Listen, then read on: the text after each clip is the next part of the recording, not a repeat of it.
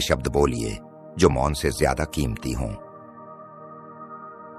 हाँ और नहीं, ये दुनिया के सबसे पुराने और छोटे शब्द हैं, लेकिन इनके इस्तेमाल के लिए सबसे ज्यादा सोचना पड़ता है। क्रोध में हमें बोलने और कार्य करने दोनों से बचना चाहिए।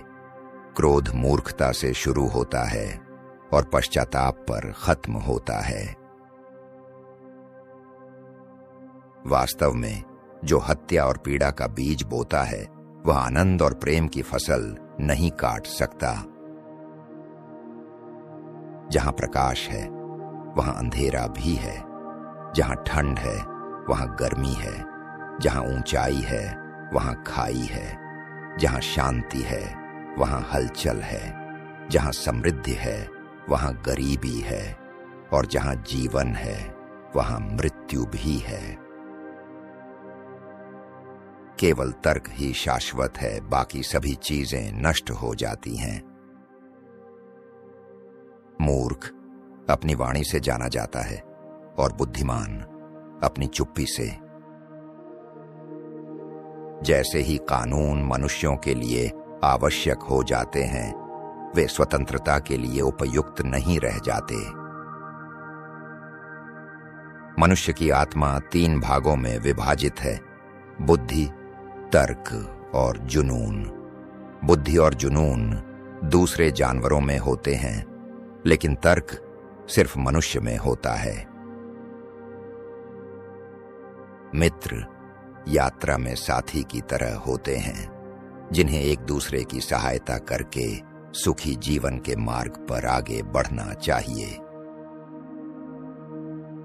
अपना काम अच्छे तरीके से करने के बाद संतुष्ट होकर आराम कीजिए। दूसरे आपके बारे में क्या बात करते हैं ये उन्हीं पर छोड़ दीजिए। अगर आपका दिल घायल है तो उसे उतना ही कम छुए जितना आप घायल आंख को छुएंगे। आत्मा की पीड़ा के लिए केवल 2 ही उपचार हैं: आशा और धैर्य। अपनी गलतियों को झूठे शब्दों से छिपाने की कोशिश मत करो, बल्कि अपनी गलतियों को जांच कर सुधारो। चुप रहना सीखो, अपने शांत मन को सुनने और आत्मसात करने दो। किसी को इतनी आजादी ना दें कि वह आपसे ऐसा कोई काम करवा ले या कुछ बोलने को मजबूर कर दे जो आपके लिए अच्छा नहीं है।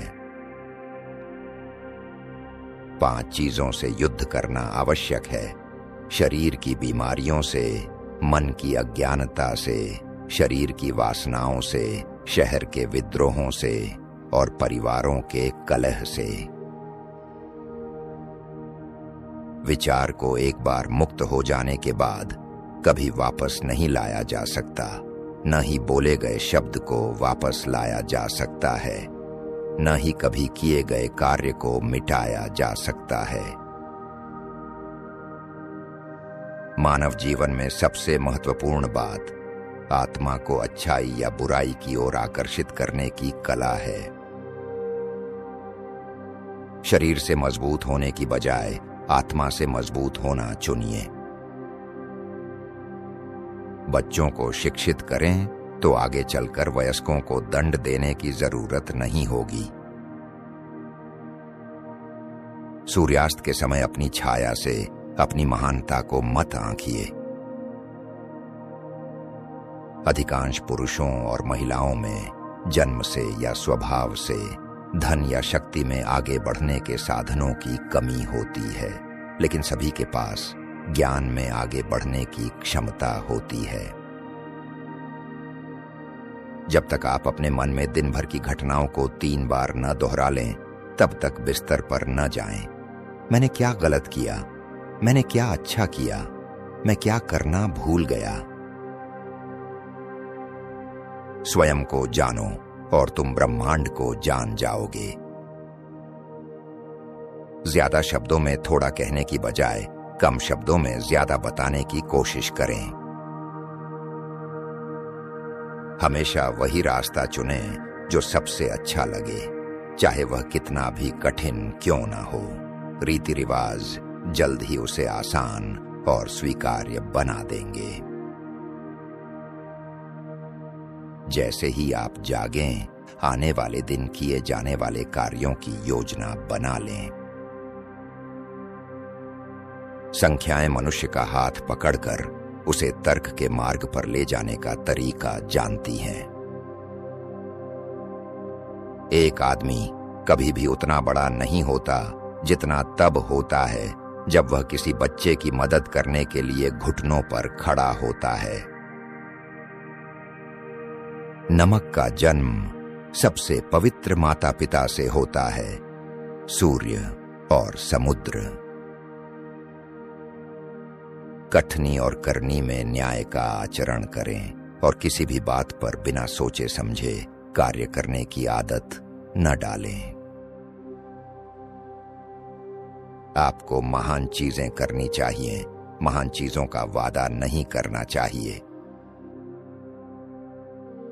ऐसा कोई भी काम नहीं है जो आसान हो, लेकिन जब आप उसे अनिच्छा से करते हैं तो वह कठिन हो जाता है। आत्माएं कभी नहीं मरती, बल्कि हमेशा एक निवास स्थान को छोड़कर दूसरे में चली जाती हैं। सब कुछ बदल जाता है, कुछ भी नष्ट नहीं होता। बच्चों को बार बार मत रुलाइए, नहीं तो उनके पास आपकी कब्र पर गिराने के लिए कुछ नहीं बचेगा। बुद्धिमान व्यक्ति को हर उस चीज के लिए तैयार रहना चाहिए जो उसके नियंत्रण में नहीं है। हमें एक दूसरे के साथ ऐसा व्यवहार करना चाहिए कि हम अपने मित्रों को शत्रु बनाने से बचें और साथ ही अपने शत्रुओं को मित्र बना लें। जीवन के कई रास्तों पर एक साथ चलना कठिन है। जब तक मनुष्य अन्य प्राणियों का निर्दयी विनाशक बना रहेगा, तब तक उसे कभी भी स्वास्थ्य या शांति नहीं मिलेगी। जब तक मनुष्य जानवरों का नरसंहार करता रहेगा, तब तक वे एक दूसरे को मारते रहेंगे। अपने दोस्त का प्रहार दुश्मन के चुंबन से बेहतर है। यदि आपको त्रिकोण पसंद हैं, तो हर त्रिकोण एक प्रेम त्रिकोण है। ऐसे मित्र पर कभी विश्वास मत करो जो अपने साथियों की बुराई करता है, क्योंकि वह निश्चित रूप से आपकी भी बुराई करेगा। संगीत का सर्वोच्च लक्ष्य मनोरंजन नहीं, बल्कि व्यक्ति की आत्मा को उसकी दिव्य प्रकृति से जोड़ना है। यदि आपसे पूछा जाए मौन क्या है, तो उत्तर दें, यह ज्ञान के मंदिर का पहला पत्थर है। सत्य इतनी महान पूर्णता है कि यदि ईश्वर स्वयं मनुष्यों को दर्शन देना चाहें, तो वे अपने शरीर के लिए प्रकाश और अपनी आत्मा के लिए सत्य का